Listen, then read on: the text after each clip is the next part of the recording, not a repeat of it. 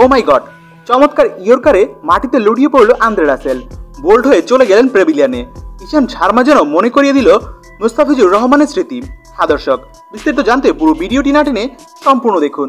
দর্শক, আজ Indian premier লিগে ঘটল এমন এক ঘটনা, যেই ঘটনা ঘটার পর ধারাভাষ্যকারেরা মুস্তাফিজুর রহমানের নাম নিতে থাকে।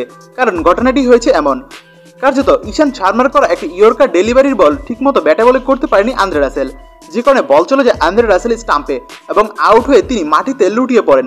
তিনি তার শরীরের ভারসাম্য ধরে রাখতে পারেননি। ঠিক এমনই এক ঘটনা ঘটেছিল মুস্তাফিজুর রহমান যখন সানরাইজার্স হায়দ্রাবাদের হয়ে খেলতেন। তখন মুস্তাফিজুর রহমানের একটা ইয়র্কার বল ঠিক এভাবেই রুখতে গিয়ে মাটিতে পড়ে গিয়েছিল আন্দ্রে রাসেল, সেটাও ক্লিন বোল্ড হয়ে তিনি চলে গিয়েছিলেন প্যাভিলিয়নে। তাই তো একই ঘটনা ঘটলো আজকের আইপিএলের ম্যাচে।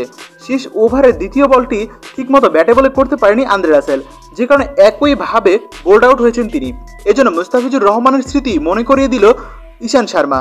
তাই তো ধারাভাষ্যকারেরা বারবার মুস্তাফিজুর রহমানের নাম উচ্চারণ করছিল স্ট্যান্ড মাইকে।